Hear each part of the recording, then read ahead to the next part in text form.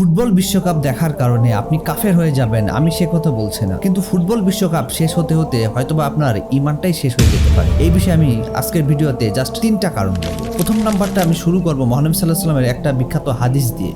যে ব্যক্তি কোনো জাতি বা সম্প্রদায়ের অনুসরণ করে সে তাদেরই অন্তর্ভুক্ত। অর্থাৎ আপনি আর্জেন্টিনা, ব্রাজিল অথবা মেসি, নেইমার এদেরকে যখন অনুসরণ করা শুরু করবেন আপনি তাদেরই অংশ হয়ে যাবেন। এবং তারা তো কোনো মুসলিম জাতির অংশ না, তারা বেশিরভাগই খ্রিস্টান অথবা নাস্তিক। তো আপনি যখন তাদের অনুসরণ করবেন আপনি তাদেরই অংশ বলে গণ্য হবেন। 2 নাম্বার রিজন, সহিহ বুখারীর একটি হাদিসে মহানবী সাল্লাল্লাহু আলাইহি ওয়াসাল্লাম বলেন, মানুষ তার প্রিয় ব্যক্তির সাথেই থাকবে। অর্থাৎ কাল কিয়ামতের মাঠে ওই মানুষটা তাদের সাথেই থাকবে যারা তার প্রিয় ব্যক্তি, যাদেরকে সে অনুসরণ করত।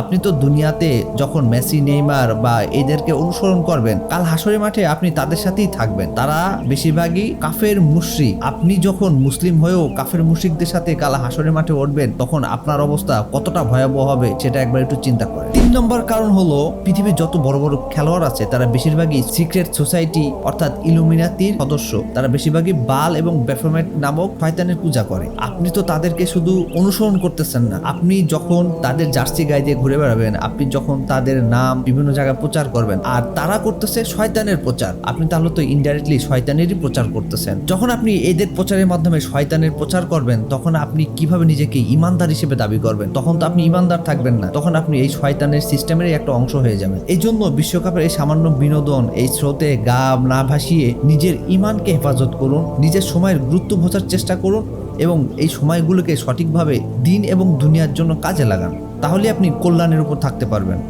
সবাই ভালো থাকবেন। আসসালামু আলাইকুম ওয়া রাহমাতুল্লাহ।